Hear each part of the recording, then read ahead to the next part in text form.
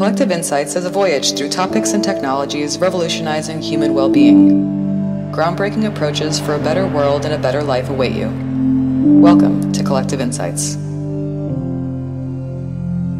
Collective Insights and the work we do at Neurohacker Collective is made possible from the support of our community and the sales of our product, Qualia. Qualia is a comprehensive mental enhancement supplement designed to improve focus, mood, and flow state. Learn more about Qualia at neurohacker.com and use coupon code CollectiveInsights20 for $20 off your first order. Okay. Welcome to Collective Insights. I'm your host, Dr. Heather Sandison. I'm a naturopathic doctor and the medical director of North County Natural Medicine. I'm also a medical advisor to Neurohacker Collective. So today I'm thrilled to introduce to you a teacher of mine, Michael Gelb. I met Michael soon after starting my own clinic, and as I was realizing how little I knew about hiring, leading, and creating a team, I just had these thoughts. I'd spent 5 years with my head buried in medicine, the labs, the treatments, the herbs, the pharmaceuticals, and I hadn't really delved into how to create a team. I had learned a lot about communicating with patients, but not so much about hiring, firing, and managing a business. So I signed up for a course that was taught by Michael called The Art of Connection, and it was subtitled The 7 Relationship Building Skills Every Leader Needs Now. So I was clearly very interested quickly. Over that weekend, I learned a ton about myself and my communication style, but it also helped me to build practical skills that helped me communicate with my staff for sure, but also every single human that I encounter. So that's my personal story of how I connected with Michael, and I've asked him to join us today on Collective Insights because when I ask my patients about their health, the things I'm most interested in are the causes of disease and the things that promote health and optimization. That list of things is not very long. This might be kind of surprising, but the way that I distill it down is that there's really only 5 things that cause disease: an imbalance in nutrients, structure, either molecular structure, like at a genetic level, or the macrostructure at, say, the spinal level, toxins, stress, which is why Michael's here, and then infections or immune imbalance. So when I break down stress, and almost everyone comes in with stress, right? That affects the health of all of us. But there are 3 primary causes of stress in our lives. One is relationship stress, either at home or at work. 2 is that existential stress around purpose in our lives. And 3 is typically financial stress. So Michael is an expert in how to reduce both personal relationship stress and work relationship stress, and then also finding that purpose. So he's written 2 books. He's the author of both The Art of Connection and How to Think Like Leonardo da Vinci. So I've asked him to come here today to describe some of the tools and things that you can learn by either reading the books or taking some of Michael's courses. So welcome to the show, Michael. Thanks so much. Great to be with you. So I thought we'd start by you could just tell us a little bit about how you got into this, how you learned so much yourself about connecting and finding purpose in life. Sure. I was lucky. I found my purpose in life very early. I was wondering what it was. I didn't want to just go get a job or get some qualification and take my place in the massive bureaucracy of life. I had some really clear criteria. I knew I wanted to do something that would help me learn and grow, and I knew I wanted to do something that would help heal the world and help and be of service to other people. And I really didn't know what that was. I thought of actually going to medical school, but in those days, they didn't have holistic medicine, mind-body medicine. Naturopathic medicine was not really, access training programs weren't easy to find. I also thought of getting a PhD in psychology, but again, you had to study neurosis and psychosis, and I was interested in full self-expression and the fulfillment of human potential. So there really wasn't a career path laid out, but I knew what my criteria were. I knew I wanted to learn and grow, and I knew I wanted to help other people. And that's exactly what we're interested in here at Neurohacker Collective. So I just was lucky enough to find my way to an ideal blend of disciplines that allowed me to discover and align with and live a life around a higher purpose. That's exactly what we're interested in here. So in the art of connection, you talk about these relationship building skills that anyone can use, whether they're in a leadership position or maybe they're the leader of their household, right? So the first chapter talks about embracing humility, and you set up these 7 steps. So I'd like to just go through them. So the first one is embracing humility. Can you tell me about how that manifests and how we could show up in a way that we can harness that humility in a good way? Yes, it's a really important question, because there's false humility. There's, oh, that's nothing, self-deprecating remarks, pretending like you don't matter. That's not what we're talking about. I think what it comes down to is just not taking yourself too seriously. Being able to have a little laugh. Yeah, being able to laugh at yourself, to be lighthearted. Angels can fly because they take themselves lightly.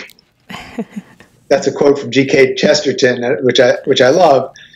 And I think it's also recognizing that although we have different status in life, different people have different positions, different degrees of wealth, different degrees of fame or renown or reputation, that fundamentally, on the level of the deepest self, all beings are fundamentally one. We're not just equal, we're actually share one consciousness. So our seeming separate selves are just refractions of one consciousness. It's hard not to be humble when you think of yourself in that context as a piece of the universe versus the separate self.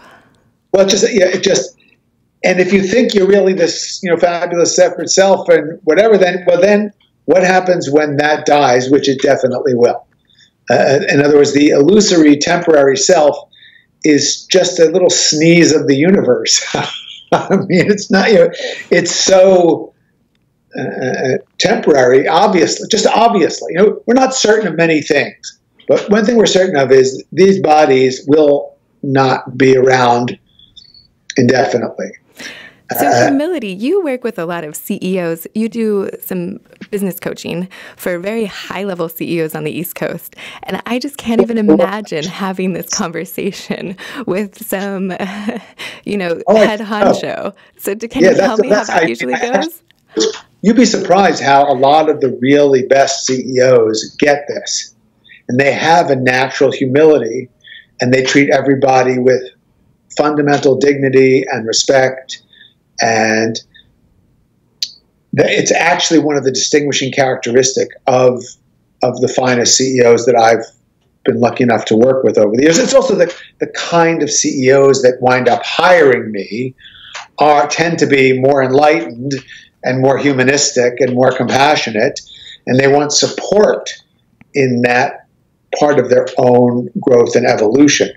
But they have a natural in their leadership role. People want to follow them. Those are the best organizations to work in, where people say, no, we want to work for her because she just has this gift. She brings out the best in everybody. She's respectful and present with everyone, versus, what we see all too often is the person who is arrogant, who is narcissistic, whose only agenda is their own self-interest. And those people obviously are able to rise up and in a hierarchy and seem to be successful for a while, but they invariably come to some kind of demise that's more or less dramatic. And we just, all we can ask for those folks is that they get their karma sooner rather than later. And part of that karma may be their health, right? Because it's not a healthy approach to relationship if it's this very hierarchical dictatorship sort of approach, very power-driven or ego-driven. And there's so much more health, there's so much potential to tap into the health of of, like you were saying, not only your own health, but the health of the system, the health of the community, if you can come at it from this place of humility, right? You're more accessible, more available, more approachable, more open, present, receptive, responsive, and unarmored is the list that you have in the book that I like to go back to. Thank you. Yes. And that means that then also you're open to being informed by energy greater than that of your own mind-body system, this separate unit that you seem to be occupying as you move your way through life. So one can draw on sources of energy that are transpersonal. And this is also a great secret of fulfillment and leadership and finding your purpose, is to find the transpersonal within the personal, to feel, experience that within yourself, and to see that deeper, richer element within all beings. It mitigates stress, because stress is when we see ourselves as separate, and I have to get this, and I'm afraid of that, which we all do. I do as much as anybody else, but then I catch myself, and it's the moment of waking up where you say, "Oh, I don't have to be caught in this maze of ego and endless attempt to satisfy these short-term ego needs that really, what good does it do? I mean, it's futile and it's absurd. So learn to see yourself. And that's why, as when you read the book and you were on the seminar, so we help people understand their proclivities. When you realize we all fit into different types, we all have different default settings, programming. Some people are introverted. Some people are extroverted. Some people are more kinesthetic, physically oriented. Other people may tend to focus on their senses and what they see as their main means of being in the world, whereas other people are listening more. So we all have these different orientations and different combinations thereof. And it's really useful the more you learn about yourself in terms of your proclivities, the more you can see, oh yeah, that's how this type tends to respond in that sort of situation. How fascinating. And it's easier to be more compassionate to yourself, but also it's easier to change. And then it's easier to see other people. When you realize other people are doing what they do, usually because they're just unconsciously acting out what their wiring gets them to do in that situation. They're not doing it to get you. They're not doing it. It's really not personal. So when you see that, it's a little easier to be free, and it's a little easier to not get all worked up about it. Right. And you still act in a way that optimizes the situation. It's still totally legitimate to do your best to meet your needs, but if you're wise, you're also figuring out what are the needs of the people around you, and how can you help meet their needs while you meet yours. And that's what that's where you start doing creative thinking. This is where the Da Vinci book comes together with the art of connection. So think creatively. What are the needs of all the people in this situation? What haven't we thought of yet for meeting everybody's needs? That's the essence of leadership. It's not that complicated, and yet it's incredibly rare. Yeah, so you get to that rare listening and how to listen so that you can really understand what people's needs are. At a very deep level, right? Not just a superficial, okay, I heard that you need money, or I heard that you need time off, or whatever it is, but that you can really understand, okay, at a base level, at a very visceral level, this human is looking for validation in this way, or this in that way. So that's chapter 6. Before we get there, tell me about chapter 2, being a glowworm. So that's a fun analogy. Can you tell me more about that? Sure. Well, it comes from a quote from Winston Churchill, who said, "We are all worms, but I do believe that I am a glowworm." And if you think about it, Churchill's attitude, his optimism in the face of adversity, his courage, inspired a whole nation and helped save the world from tyranny. We think of it now, it's in the history books, and we take it for granted that the Allies won the Second World War, but it wasn't clear during the 56 days of nightly bombing of London. It's hard for us to imagine what it's like to have your city bombed every night for 56 nights in a row, and everything around you being destroyed, and you're living in the subway system, or you've sent your children out to the country to be safe from this bombing, and you're in the subway system every night. Winston Churchill's in a bunker beneath London planning how to respond to this, and he does these radio broadcasts that inspire people not to give up and to persevere. Unwinnable situation, which indeed they did. So one person's attitude and courage can make a tremendous difference to inspire others. And unfortunately, one person's negative attitude can also depress and bring down many other people. So emotions are contagious, for better or for worse. So how do you catch and spread courage and optimism and joy? And obviously, I know you know this really well. That's the greatest pharmacy. Your attitude changes your physiology moment to moment. So if you are worrying, if you are blaming, if you are hating and recriminating, you are not creating the healthiest cocktail for your liver and your spleen and your kidneys and your whole system.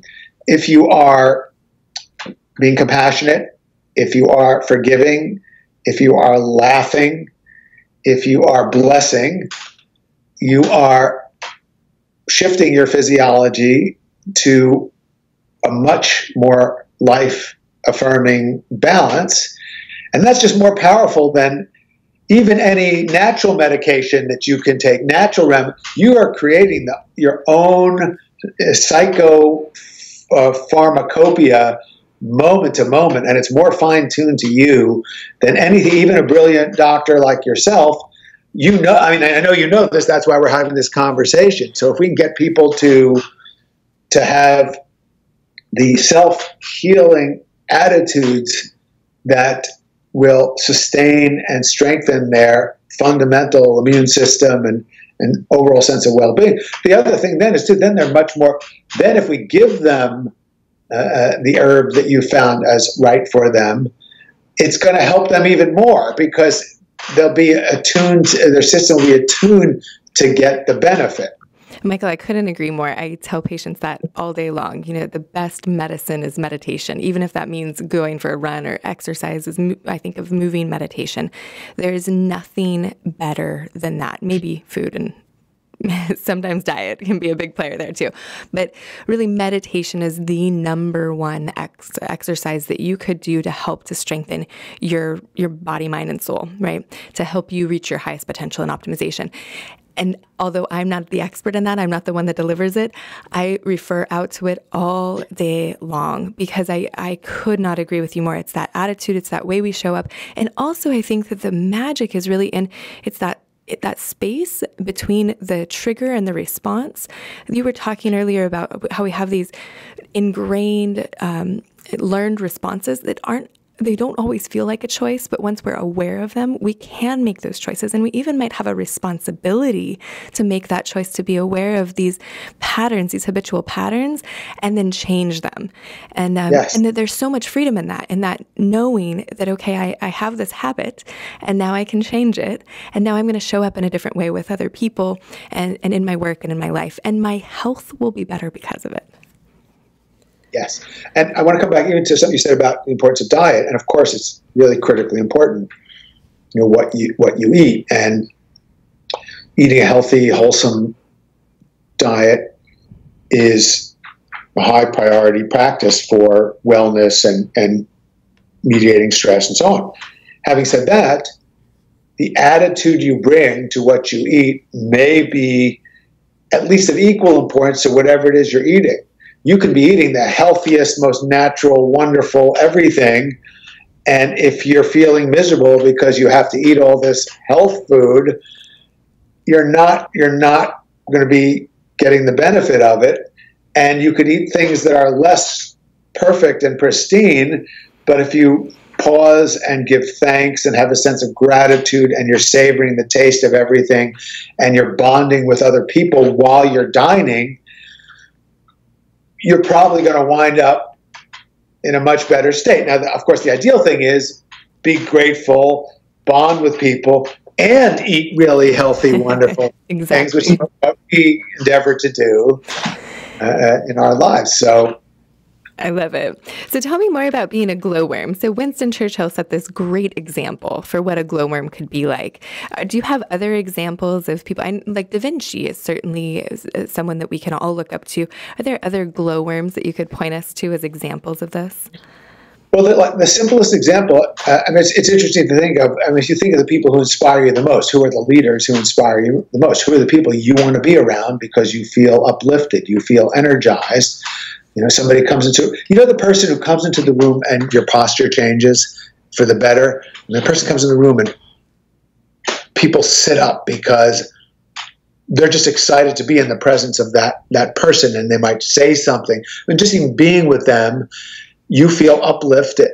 So whoever that is for you, and that can be real or virtual. There's now in the world we live today. Last night I was watching Ramana Maharshi on YouTube, one of the most inspiring spiritual teachers for me at the highest level of teacher that I've ever come across. And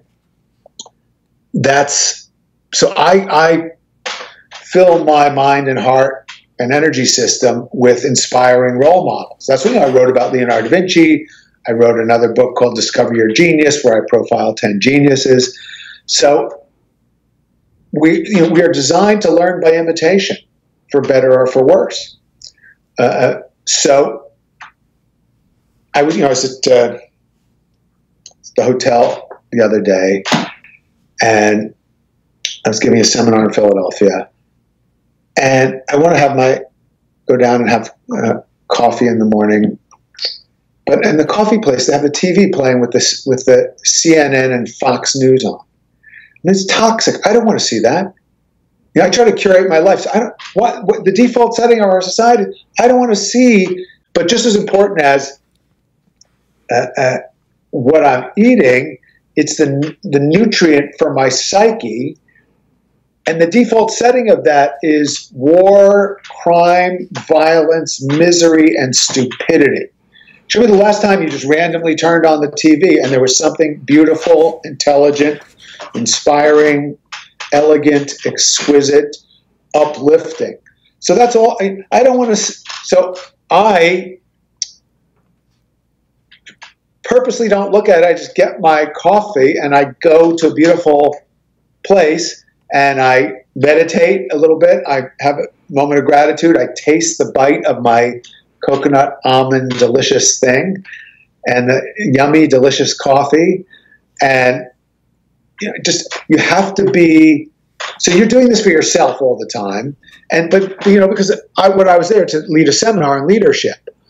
So I know it's part of my responsibility to be a glowworm for those people. Anything I say doesn't matter if my energy and my posture and my facial expression and my connection with the people in my class doesn't match what I'm saying. And you make a good point. It's easier to be a glowworm if you're avoiding the tapeworms.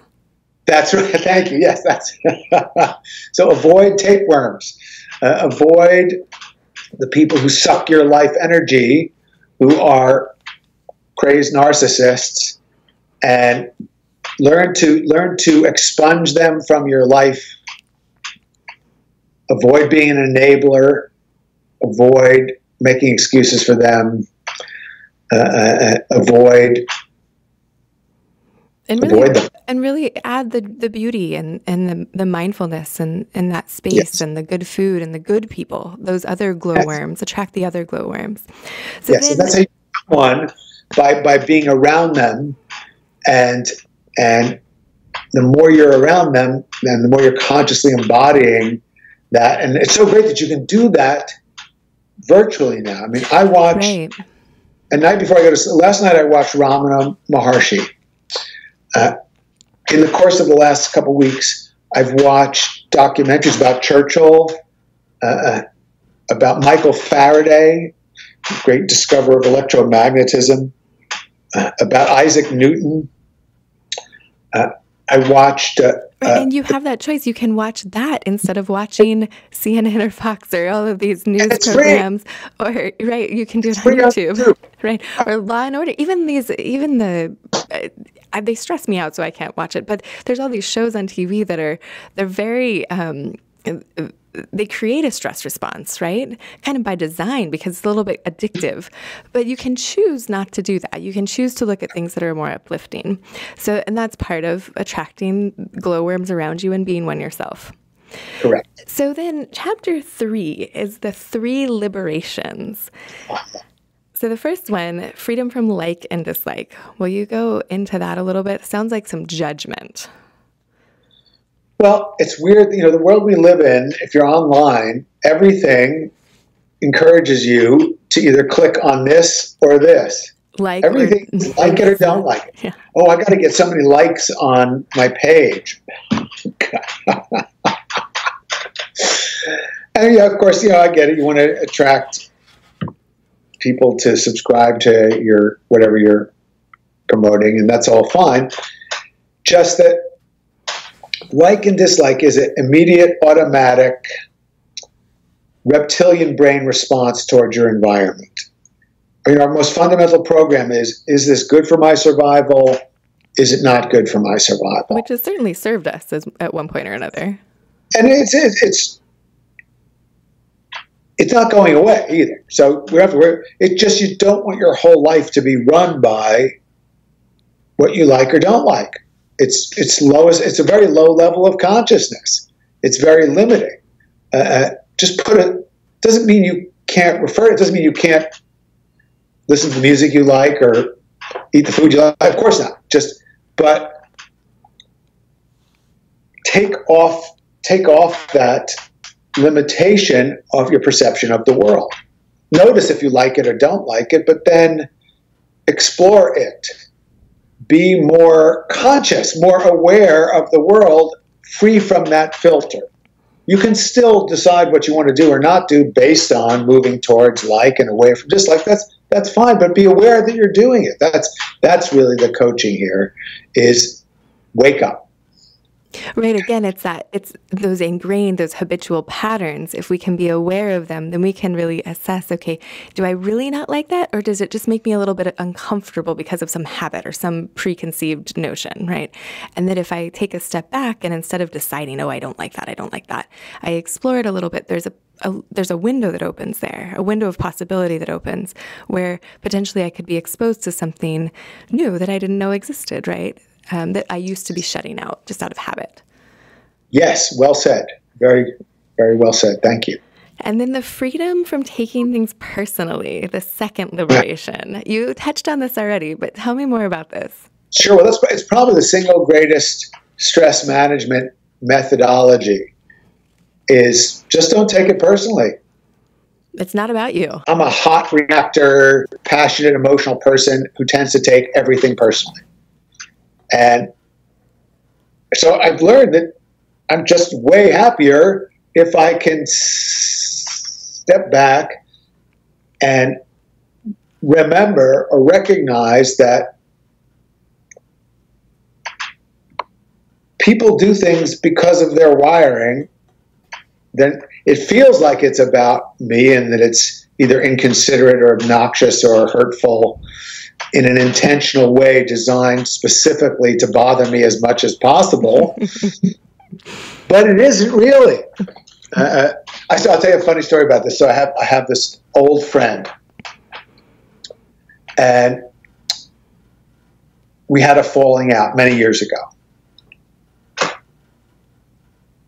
So I hadn't been in touch with him for years, and a mutual friend contacted me and said, it seems that he has a brain tumor and he might not have that long to live. Oh, terrifying. Okay, so what was so interesting is what I felt instantly, all of my judgment about him, all of my defensiveness about all the things I thought he had done that were wronging to me, all of that melted away. My heart opened up with complete compassion, and I just thought, I've got to reach out to him and find him. I'll go see him in the hospital. I want to be there with him, tell him I love him. I just felt the love of flowing through the essence of the person. Then I get another call from the same friend. It says, oh, it turns out it was a false diagnosis. He's fine. I was thinking, what a jerk. Imagine if every person who wronged us, if we could think, oh, maybe they have a brain tumor. Well, that's you got the idea. So now it's just like obvious brain tumor, because no rational person would do something so obnoxious. So I can have to forgive them because they know not what they do. That's great. Yeah, so that freedom from, and that there's some judgment in that too, right? The like and dislike of what was happening between you, or what's happening in any interpersonal relationship, right? That taking it personally, but also judging what's going on. And when we can take away both the judgment and the personally part, right? That it's about us, then all these are freedoms. These are about liberations, right? From this human interaction.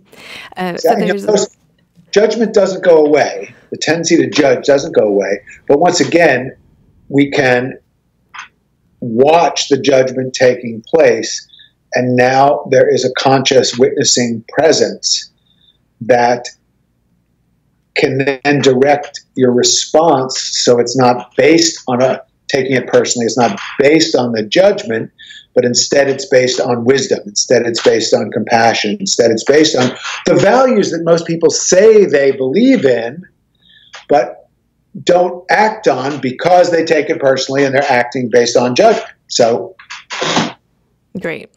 Okay, and then the third liberation, a freedom from blaming and complaining. Right? So this is a false way of connecting. People connect by sharing their misery around various... This commiserating. Together. Yeah. And people love to do this. Say, oh, you wouldn't believe what happened to me. Oh, that's nothing. What happened to me was worse, blah, blah, blah. But you're really just basking in your own stress hormones when you do that. And you're not really finding solutions. It doesn't mean you can't say have empathy, but empathy and storytelling are different. Empathy and one-upping people with your own misery, that's not really empathy.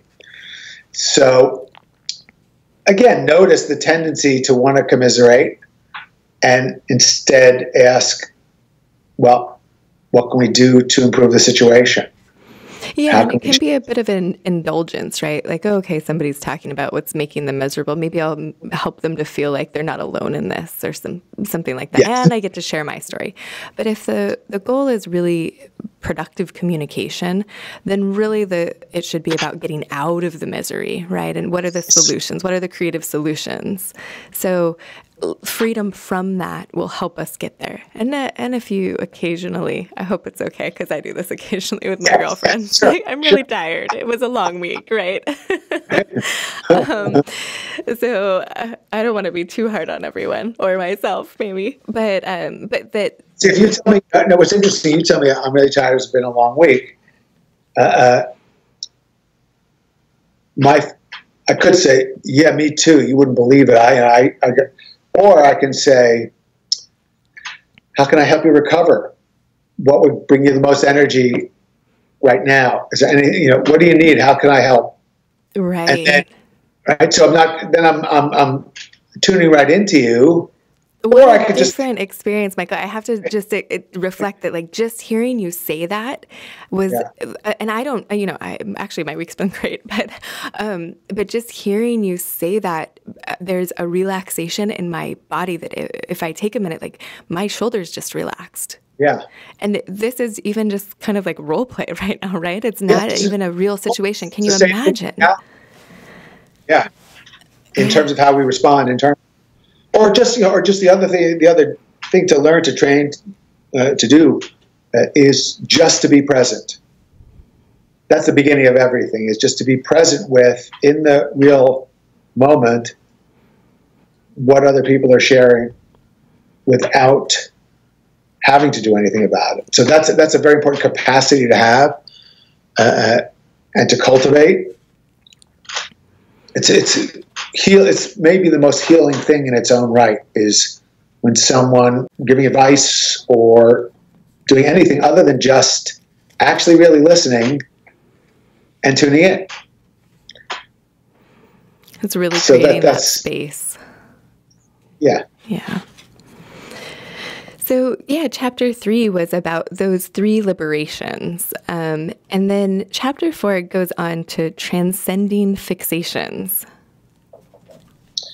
So we've been talking about that indirectly throughout, that fixations are your proclivities, your tendencies, your wiring, your default setting. So learn to transcend them. And you do that by becoming aware of them first.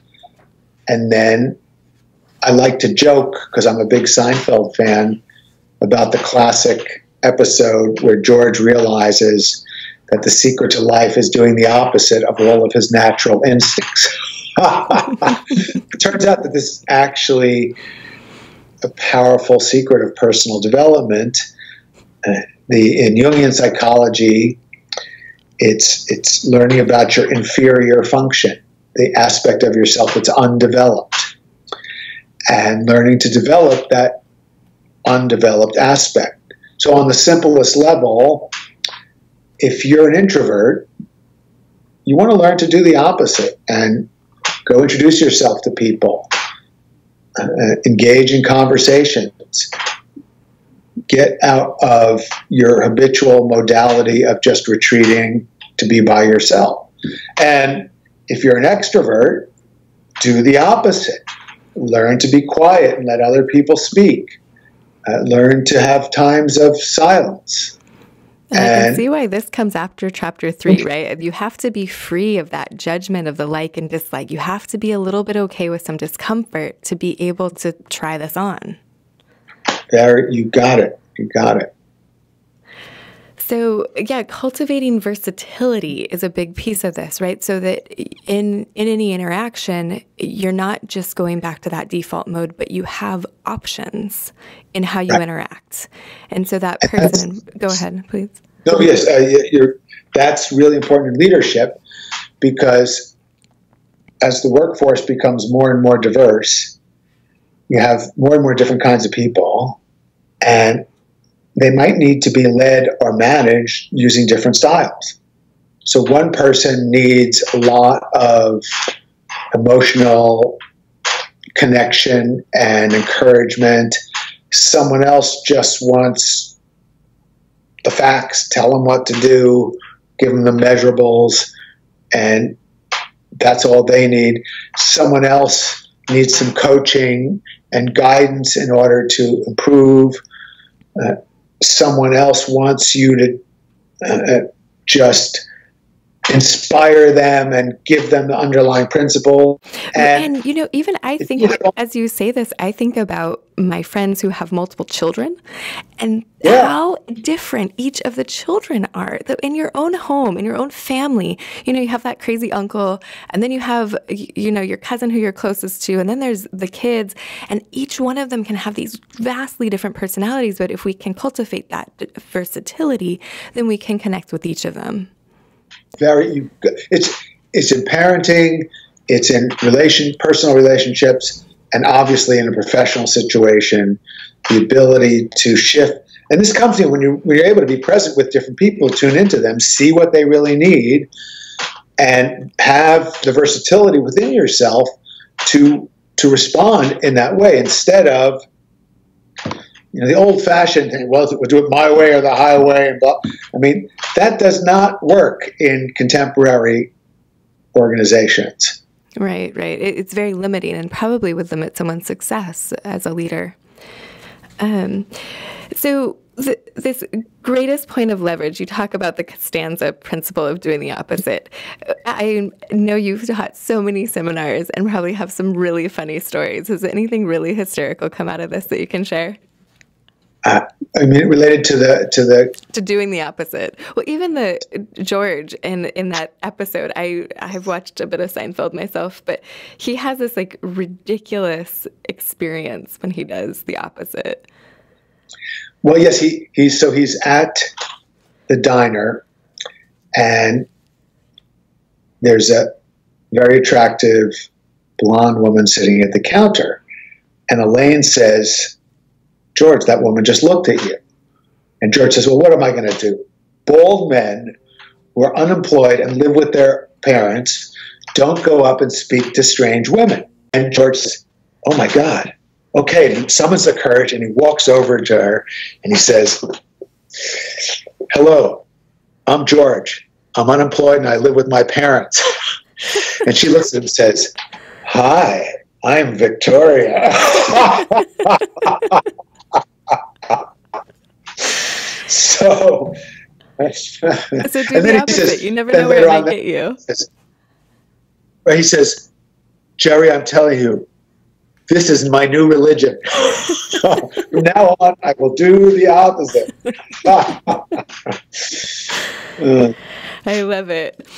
So then in chapter 5, you talk about balancing the energy exchange. Tell me more about that. Well, all relationships are exchanges of energy. And in healthy relationships, there's a abundant, flowing, generous exchange of energy. In average relationships, there's a quid pro quo accounting of the flow of energy.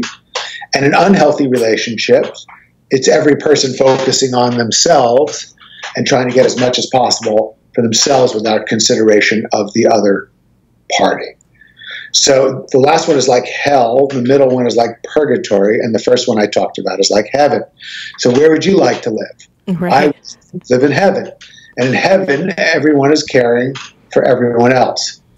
So the work of the wonderful professor at Wharton, Adam Grant, who wrote the book Give and Take. He's done the research on this. He talks about 3 kinds of people: givers, takers, and matchers. So most people are matchers. They're looking at the quid pro quo and trying to find a fair and even exchange of energy in their relationships. Takers are just focusing on taking, and givers tend to focus on the needs of others. So Grant studied these people to find who is successful in life and how do these energy management styles result in what happens in your life. And curiously, he finds that givers are either the most successful or the least successful. They're most successful when they're surrounded by other givers and matchers. They're least successful when they're surrounded by takers. So he recommends, and I agree, to cultivate what he calls becoming otherish, which means you are fundamentally a giver, but you develop the matcher competencies. If you have a matcher, you go forth.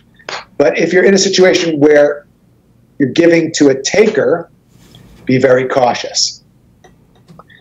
So it's erring on the side of generosity and giving, but being wise and somewhat calculating about it so that you don't find yourself giving to a taker, because those are the givers who wind up with nervous breakdowns and multiple bankruptcies because they're enabling people who will not balance the exchange of energy.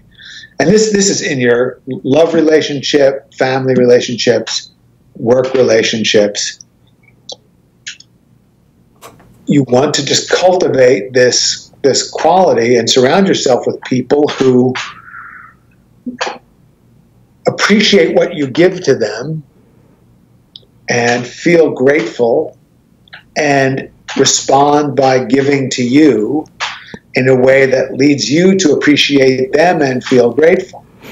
And then when there's a disconnect in the system, you have the communication skills to solve it in a positive way. So you learn to give and receive the feedback so that you can fine-tune your ability to anticipate and meet each other's needs. Right. I think this was the chapter and the part of the seminar that I got the most out of personally. And there was some nuance in here that I found super insightful. So this whole idea of managing expectations, right? So that, you can approach things with this otherish perspective. And certainly we need to have some mindfulness and some ability to be versatile. And all of these other steps sort of have to preclude that. But then also to come into these relationships with this otherish approach and be able to manage other people's expectations, because you can be a giver, but if you've overpromised, then people are still going to feel very let down by what you might deliver if it's not going to hit that expectation that you've set. But then somebody else can create very low expectations and over-deliver and have a really different experience. So there was some nuance in here that I'd love for you to go into. And then the other one, as we get there, is this feedback piece that you referred to and how giving feedback can be such a powerful part of this. Yes. Well, that little chapter in the book on promise low, deliver high, promise low, deliver, is one of the secrets of life. It's really one of the most important secrets of life. Problem is that for a lot of givers, they want to meet the needs. They're oriented to giving, so they overpromise because they want to please other people. And it's a discipline to learn to be accurate in what you know you can deliver, really assess. And so therefore you get more and more conservative about what you promise you're going to do. So, and just savvier and savvier about only promising what you know you're going to be able to deliver. And then if you go beyond that, people are thrilled because, I'll give you the simplest example is when I'm planning a seminar with a client, and they say, we really need to get people out of there by 5:30. So why don't we say, we'll finish at 4:30? I say no. Let's say we're going to finish at 5, and then we'll let them out at 4:45, and they're thrilled. Whereas if we tell them we're going to let them out at 4:30, and we let them out at 4:45. Same time we let them out, but now they're unhappy and angry with us. We kept them too long. Right, it's all about expectations. Let them out at 4:45. This is not that complicated, but the expectation, be really careful about the expectations that you set. And if you do and you outperform the expectation you've set, you're a hero. And if you don't, you're a villain. Right, and it's all about how people feel, right? I forget the quote exactly, but it's all about how you make people feel that is how they remember you. And so if you've made them feel like you've performed above and beyond, and then they leave with that experience, then the likelihood of future experiences with you, future interactions being positive is much higher. Yes. Great. Yeah, there was a ton in this chapter about feedback, about giving smart feedback that I'd love you to expand on. And receiving feedback and receiving. I don't want to lose that part because I think when we think about feedback, a lot of times as a leader, it's about giving it to other people. But this piece of receiving it is paramount. Is also very, very important. Sure. Well, I learned this because years and years ago, when I was teaching my first co-teaching seminars with a colleague who was 10 years older than me, brought me in to these programs, and then we used to teach them together. And at the end of each day of teaching, we would give each other feedback. And we made this agreement, and we're going to be as specific as we can be in what we could improve and do differently. And we're going to frame it on actionable things we could really change or improve. So we did this every day after teaching. An agreement was just to listen when the other person was sharing the feedback, without responding or explaining why you did that or making any excuses. And so I learned to just listen to this critique of what I had done. And instead of being defensive or taking it personally, I would just say, what specifically can I do differently so that I'll be a better teacher next time? And I just listened to him, and I wouldn't say anything. Then I would give him feedback. And to his credit, even though he was more experienced than me, he was really open to what I had to. And so it trained me to watch him and be able to give him feedback that he could really do something about. So we didn't say generalizations like, well, that was terrible, you lost the audience. Well, what do you mean specifically? Well, specifically, this person sitting third down on the row raised their hand and asked a question, and you just kept talking about what you were talking about before, and you didn't really acknowledge that person's question, and you never got around to responding it. And I watched his body language the rest of the time, and he was uncomfortable because I think you lost him at that point. And my friend said, really? Wow. So we just started, thank you. So you're really trained to try not to miss anybody. It's measurable. You're improving right away. Then what we would do is we'd give each other feedback on the things we did that worked. And we wouldn't say anything, just listen. And it's really great having somebody catch you doing all these things that really work and acknowledge you for it. And you just feeling, we always finish with the acknowledgement of what worked, because it leaves you with this endorphin rush. There's feel some balance and some celebration of that. Right, exactly. You integrate it. So, and we did this every day that we would teach. So I just learned to listen to feedback and adapt to it and figure out how I could improve, and to catch people doing things well and acknowledge them for it, and be really specific. If I just say, "Oh, Heather, you're a wonderful interviewer. Thank you so much," that's nice, and you smile. But if I say, "Heather, the way you specifically are taking the content of the book," and it's part of why I'm enjoying this conversation with you. It doesn't even feel like an interview; it feels like a conversation. It is a conversation because my impression is that you came on the seminar, you really thought about these things, you're really applying them, you're really exploring them. You seem to me genuinely curious about them. And now my smile is so accurate? Much bigger. Yay! Right. For those of you who can't see me. I would. Yes, absolutely. And it's so fun. There is this bit of celebration at the end of that when you can end on a high note.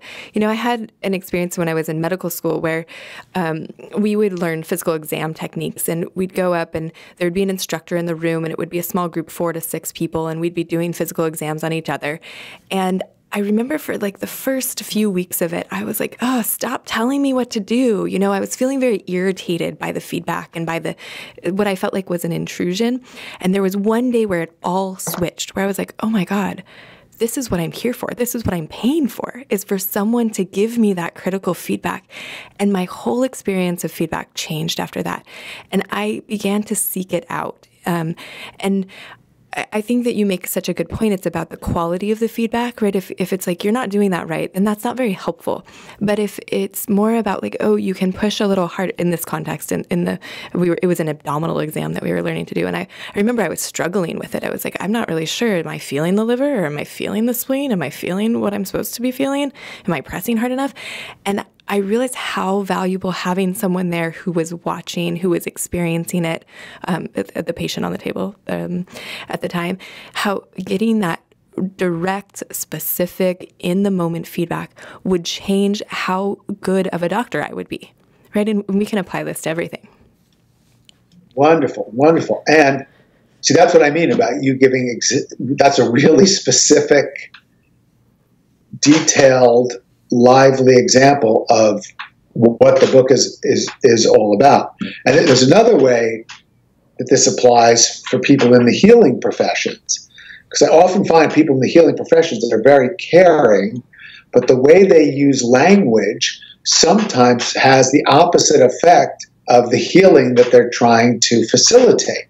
And this is, I'm passionate about working with and coaching fellow healers on how to reframe their use of language. I'll give you an example. A while ago, someone was working on my shoulder. I said, oh, this is really tight. Wow, that's really stiff. And I'm lying there on the table and I'm thinking, yeah, thanks. I know it's tight. I'm in pain. That's why I'm here. I know it's stiff. I don't really need you to tell me that. So I could tease this particular friend and say, what's a way that you could communicate the same information that would be facilitating the healing as you share this with me? And she said, oh, well, what if I said something like, oh, wow, this shoulder really wants to release. Oh, there's so much opportunity for deep letting go and release and expansiveness in this shoulder. Come on, what? Please. What tell a me different experience. Thing. So you can say the same content of information in a way that creates more stress, more tension, more anxiety, more contraction in the person, or that's already beginning the process of inviting change and transformation and healing. So how do we, that's a choice we have in how we communicate a lot of information in everyday life. Right. And so the specificity piece is a big part, and that's the S in your SMART feedback acronym. So the other pieces are that it's monitored, actionable, respectful, and timely. And the context in which you give feedback, there's this great quote in here about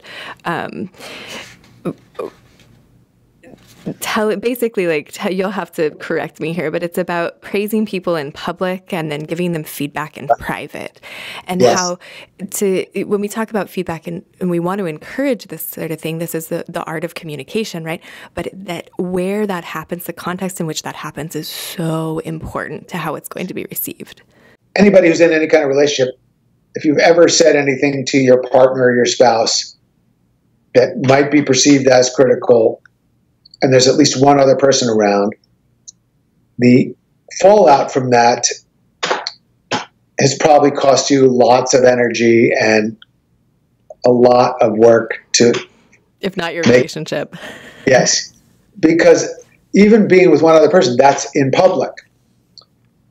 And, I learned something when I used to be a professional juggler. I used to juggle with a team of people. We had this...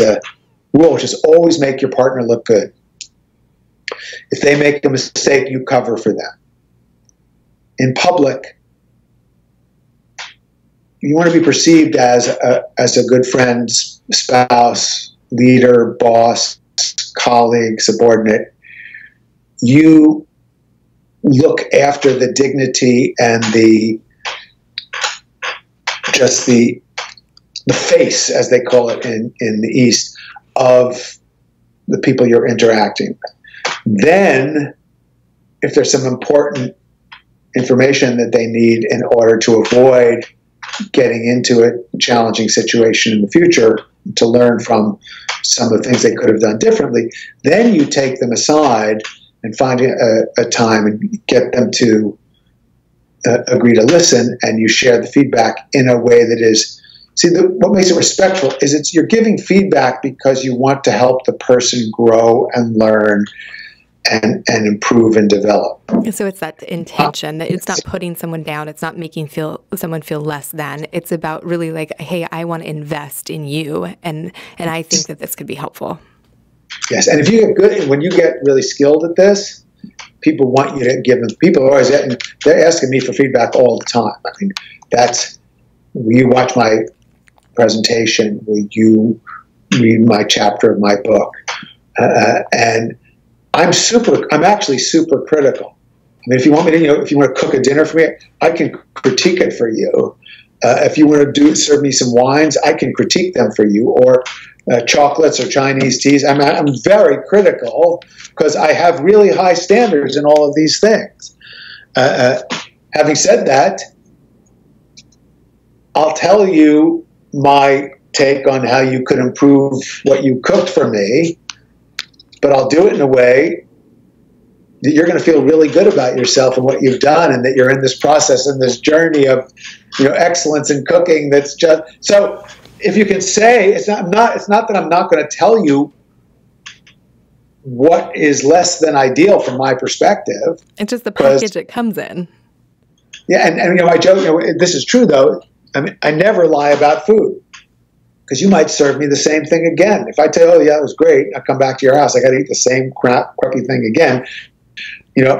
I'm not going to eat it. And my wife will tell you, if I'm sitting around, if you serve me dinner and the food isn't good, or you pour me a wine and I don't think it's good enough, I won't be impolite, but I'm not eating it and I'm not drinking it. Because you haven't lost the art of tact, right? Tact is in many cases a lost art. So I will change the subject. I will talk about something else. I will say, I might even say, I had somebody just beforehand. This is so lovely. Thank you so much. I mean, so there's times to be politely obfuscating. I won't, unless somebody asks me directly, critique it. And even then I'd frame it in a way that was as supportive as it could possibly be. So I try to acknowledge what I thought was the attempt of the recipe. The idea that was attempting to be executed, and my views on how it might have been executed to be more of an integrated flavor profile. Because again, you might serve it to me again if I lie to you and just say, oh, it was delicious and fabulous, I love it, it was fantastic.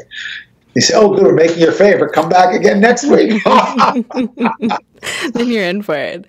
So right. This balance of energy, starting with feedback, both giving and receiving. And then I think a big piece of that was ending it with praise, so that there is this balance. It's balance in the communication, it's balance in the energy exchange, it's balance in a lot of different ways, but making sure that the end result is that everyone leaves feeling a little more elevated. Is that yes. the takeaway from the balance of energy exchange? Well, yeah.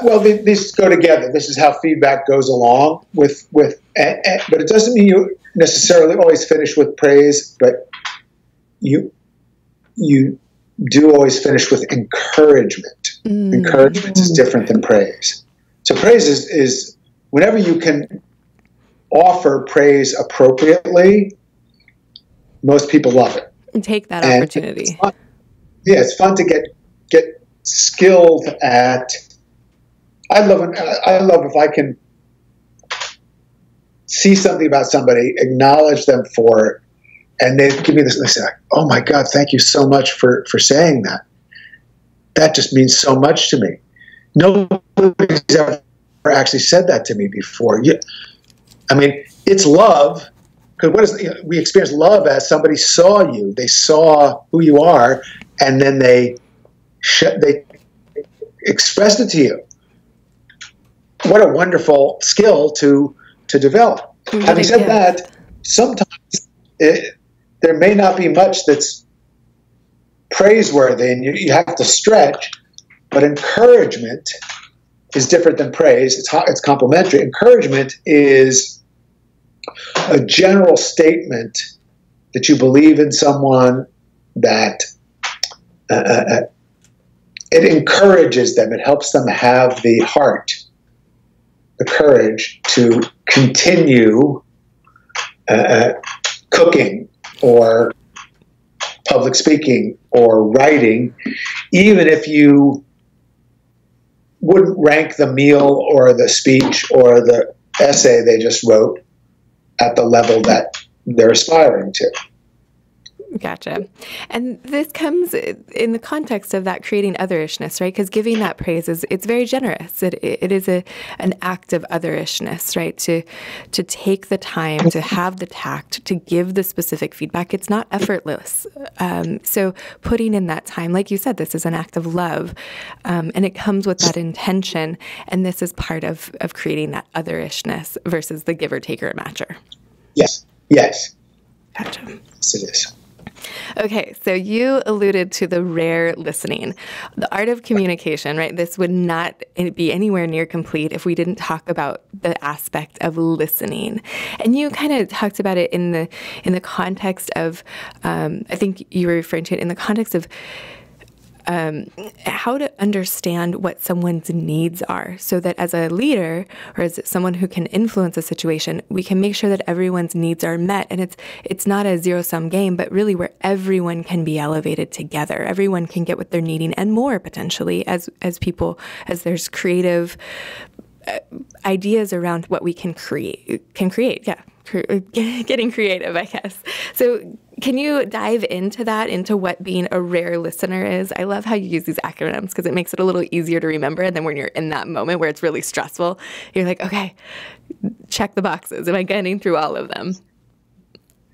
So RARE is an acronym I made up. It stands for receive, appreciate, reflect, inquire.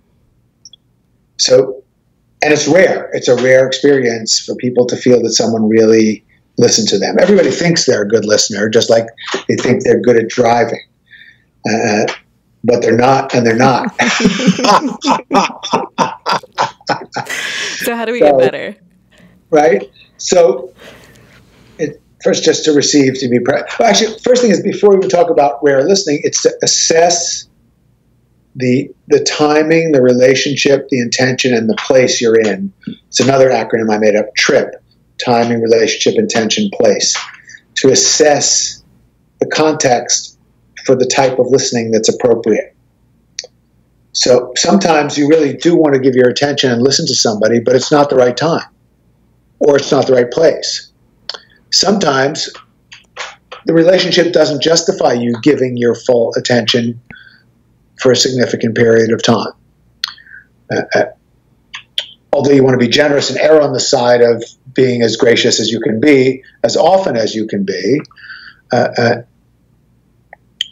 if you try to give your full attention and total empathy to every single person you meet at all times, you'll be too much of a giver and you'll get taken advantage of. So we have competing priorities, and that's part of what makes it important to assess the TRIP.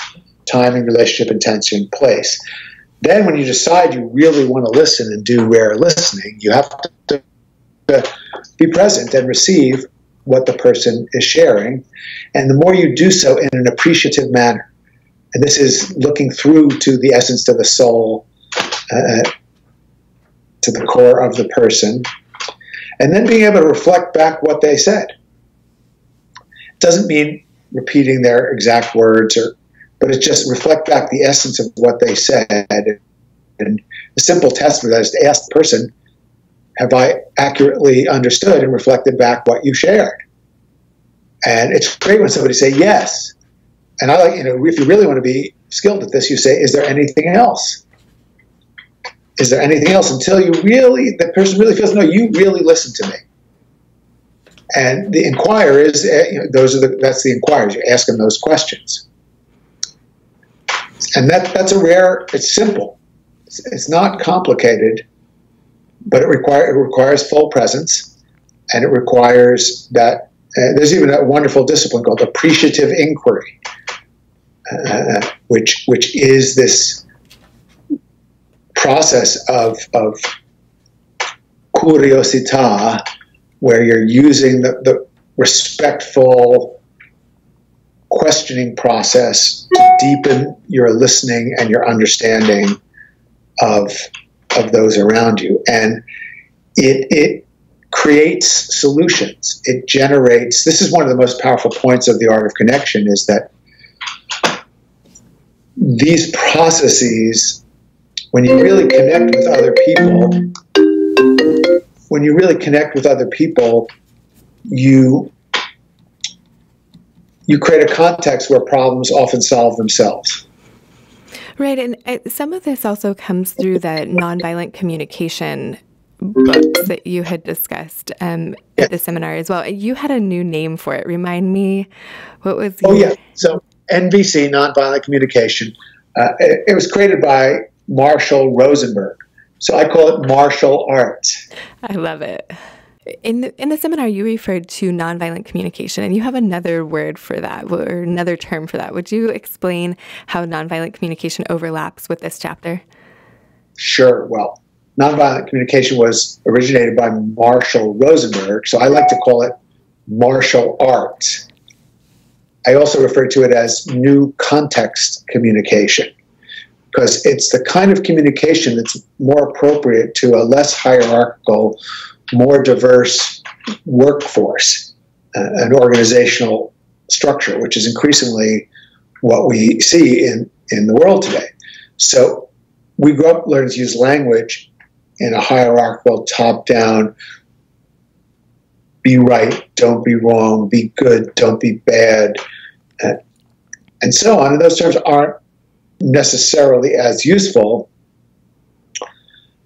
as other terms that are more skillfully reflect the needs that we're aiming to fulfill in a given situation. So NVC, or martial arts, or compassionate communication is based on simple notion of, let's see if we could just lay out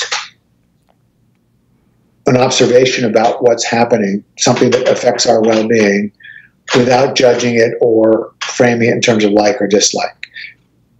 Can we just lay out the data of the situation?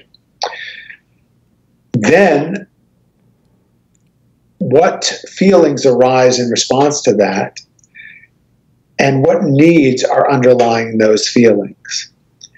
And then, what requests might we have to meet our needs so that we have a feeling of mutual well-being? So if I can learn, first of all, for myself, to just say what's happening here without judging it or evaluating it. How do I feel about it? What are my needs underlying those feelings? And what would I like? What are my requests to help meet those needs? Then if I can help figure that out for the other people that I'm interacting with who are affected by the situation. What's your view of what's actually happening? What are your feelings? What are the needs underlying your feelings? And what are your requests? And it's so tragic that we go through life, people don't know how to ask for what they really need. It's not a skill we learn. So if you want to be a genius manager, leader, coach, parent, lover, you're helping other people figure out what they're feeling, what they need, and what they want. And then they say, oh my God, you're a genius, you're a therapist, you're a healer, you're the best boss I've ever had, you're the lover I've always dreamed of. Well, thank you. So it's just that simple. Just going through the steps. Really listening. It's a wonderful map that creates many more options for people to really connect and deal with challenging, awkward, difficult situations and minimize. My first principle of conflict management is don't make it worse. Don't make it worse. And so often we make it worse by starting right away with, instead of our needs, we put forward our positions, and instead of requests, we make demands. And all those responses tend to exacerbate the problem. Right. So do the opposite. Yeah. I mean, the potential here, if we all learned, or if those of us who did know, were to put the effort and take the time to communicate this way, the potential is limitless. I mean, the whole world can change if this is put into action. It's pretty amazing. So you were talking about martial arts, and the last chapter in The Art of Connection is called Turning Friction into Momentum. And this is another place where you apply some martial arts. And you've really taken Aikido, your practice of Aikido, and applied it to some of these concepts that you get from Aikido into communication. Can you expand on that? Can you tell us more about how you do that? Sure. Well, Aikido is a Japanese martial art and spiritual practice. Ai is a Japanese character that means harmony. Ki is the same as chi or prana, life force. And Do, like Tao, means the path or way to enlightenment, path of harmonious energy or spirit. And it's based on the idea that instead of countering force with force, we can find a way to dissipate that force and blend with it and turn it around. We can turn the friction, instead of friction, we can turn it into momentum. So you can transform that energy of something coming at you or something threatening into something really healing or something very creative. Yes. Yes.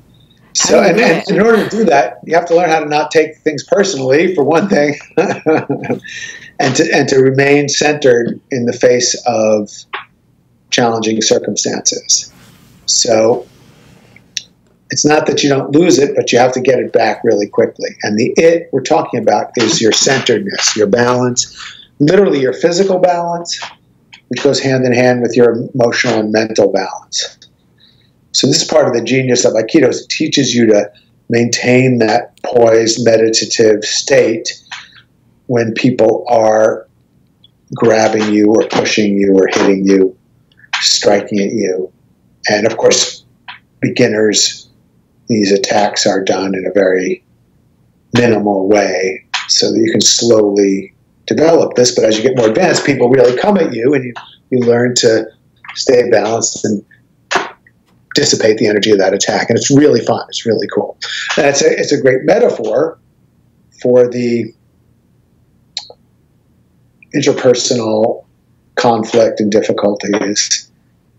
If somebody says something that upsets you, or you feel insulted, or you feel it's unfair, can you pause and literally recover your balance?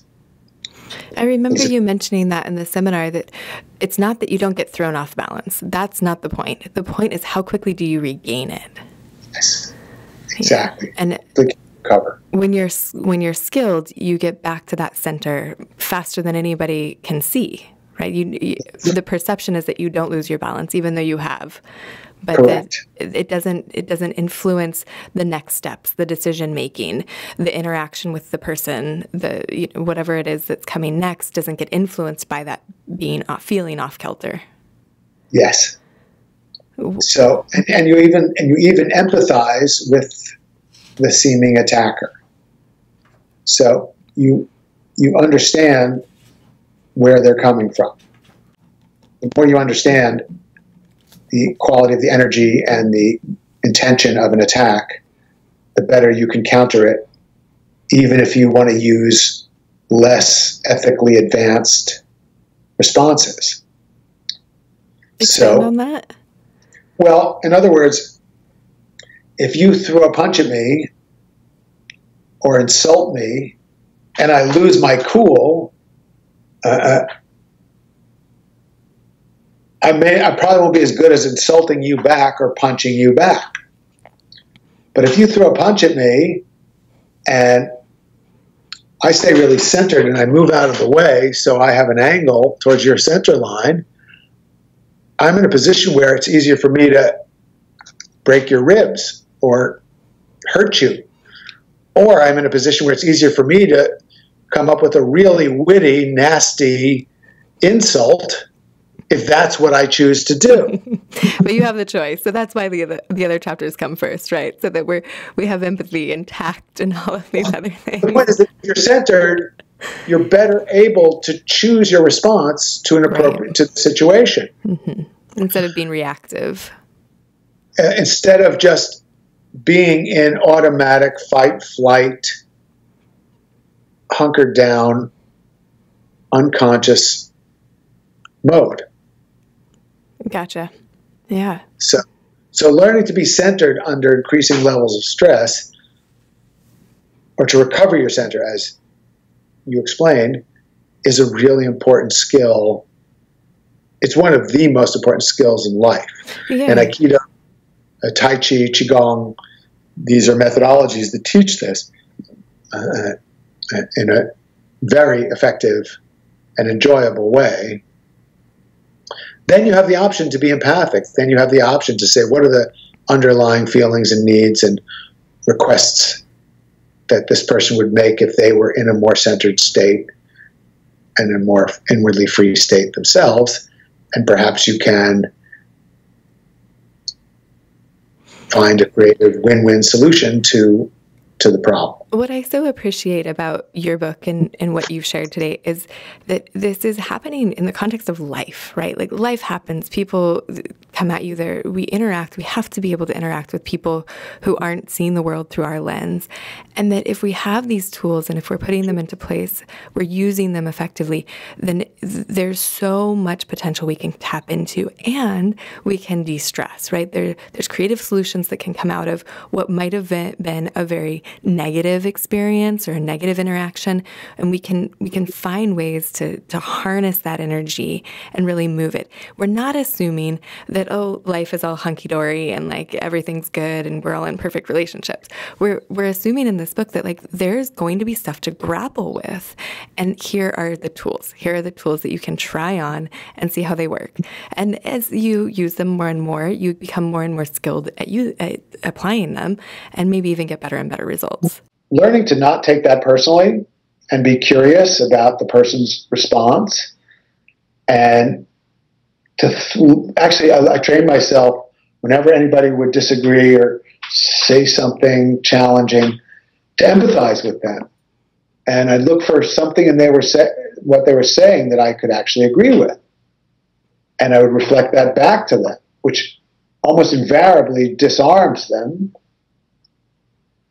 And then you can lead the situation to continue the class and integrate in what they've said and be respectful of it, or even agree with some element of it, and then provide yet another piece of evidence in response to it that might round it all out and create an alignment instead of a disconnect. So over the years, people come to me after my class and they say, wow, I was so impressed with the way you handled that difficult person.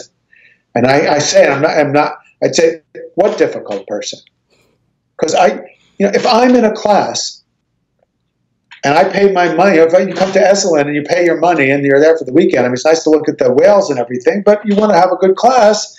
So you have a right to ask a question. If you don't understand something, raise your hand. If you want to challenge me, I'd much rather you do that than be some passive-aggressive person who never says anything and then writes an evaluation. Well, he never talked about this, and this. Those are the more troubling things, is people who won't deal with you directly. People who that's a whole other world. That's a whole other book. Well, and I think like the questions that you were just referring to, if you're a leader, a parent, a teacher, no matter what situation you're in, if you're getting one of those questions, it's probably not the last time you're going to get that question, right? Because there's going to be a new employee or a new boss or a new kid that comes through the class or the seminar, and you're going to get that question again. So if you're prepared, if you've kind of gone through the steps of handling it once, then that's going to serve you in the future to take on the next one. And probably, maybe there's some validity in it, right? Maybe there is something there to explore. And if we don't have our judgment up. Yeah, you also have to do the disclaimers on your geniuses now, because there's a lot of people who want to just take down anyone who's historically famous, especially, God forbid, it should be a white male. Right? So if it's not a minority person of some sort, and we have plenty of those because I empathize and I want everybody represented, but there happen to be a lot of really genius, great white males, all of whom had huge flaws, as does everyone from every background. So if you can acknowledge whatever the flaws are of the people openly and not try to put anybody forward as a supreme. So I'd like to do a little teaser for how to think like Leonardo da Vinci, which is The 7 Steps to Genius Every Day, a book that you also wrote, a national bestseller. And I think that what we'll do is do a second interview with you where we can break down those 7 steps. I think we've done a lot covering the art of connection today. And that personally for me was just such a gift, Michael. So thank you so much for writing the book, hosting the seminar, and then having this dialogue with me about how to apply it in life and work. And I'm excited to do the same thing about how to think like Leonardo da Vinci. So again, you have 7 steps, and I'm wondering if just we can quickly list them. Would you mind doing that so that people can have an idea of what we'll get into the next time we chat?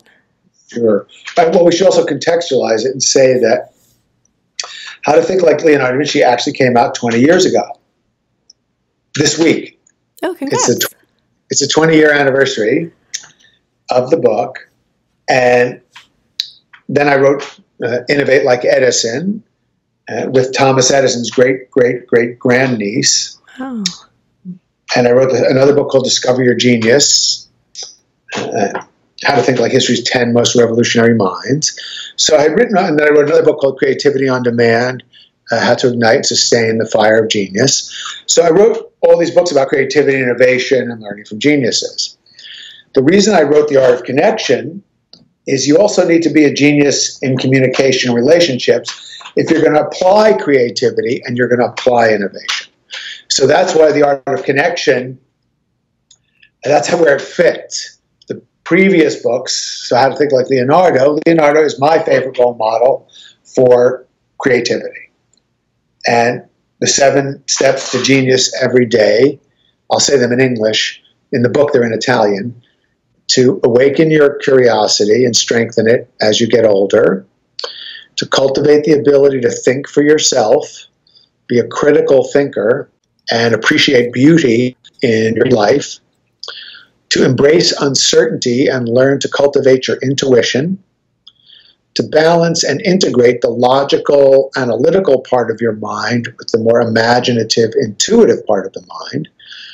To develop your body-mind coordination and strengthen your core energy, and then to find new connections and relationships and patterns, which is really the manifestation of creativity. So if you're curious, you think for yourself, you sharpen your senses, the result is you'll enter new territory, but now you're smiling like the Mona Lisa. You can embrace the unknown. You use your whole brain. You strengthen your body and mind, and the result is new connections, creativity. So that's the essential 7 Steps to Genius in the book, How to Think Like Leonardo da Vinci. And untap your potential. I love it. Yes. That is the idea. Is how to get the most out of life, how to get the most out of what you're capable of, really show up in the world as your best self. So if you're interested, definitely be on the lookout for the next podcast with Michael Gelb. We'll have him back as soon as we can both get it on our busy schedules. I'd love to put that on the books. Michael, thank you so much for being here today, for all that you do, all that you contribute, for your leadership and communication style, being a great role model to the rest of us, and just really for your time. Thank you for carving out the time in your busy schedule and sitting down with me to have a very enjoyable conversation. Thank you. Thank you. My pleasure. And you might want to know and tell your friends and everyone who's tuning in that I'll be back at Esalen January 4th to 6th of 2019, teaching the art of connection again. And then I'm doing a 5-day seminar called Body Learning, Poise, Presence, and Power with the Alexander Technique and Qigong. Where is that one? Is that on the West Coast as well? Oh, also at Esalen. Okay, great. And then, go ahead. Say if people want to get information about those or the other public programs, they can go to michaelgelb.com, G-E-L, michaelgelb.com, and sign up for our newsletter. It's free, and get free videos and articles and all sorts of fun stuff. That'll be in the show notes below this on the website. And also we'll have links to the books. You've written 16, 17 books? 15 so far, working on 16, 17, and 18. Oh my goodness, that sounds, you do stay busy. So we'll have links to all of those so that you can learn more, both about the seminars that are available, the books that are available, and then michaelgelb.com, GELB.com, for other information about events and exciting things coming up. Thank you again, Michael. Great to see you. Take care. Bye-bye. Thanks. Thank you for listening to Collective Insights. For the full show notes on this episode and for more great interviews, visit us at neurohacker.com/collective insights. If you liked this episode, please subscribe to the podcast and leave us a 5-star review on iTunes. Want to learn a better strategy for mental well-being? We designed a beautifully illustrated 32-page guide integrating care for your mind, brain, body, and environment into a balanced approach for a better life. Download the foundational guide to neurohacking at neurohacker.com/guide.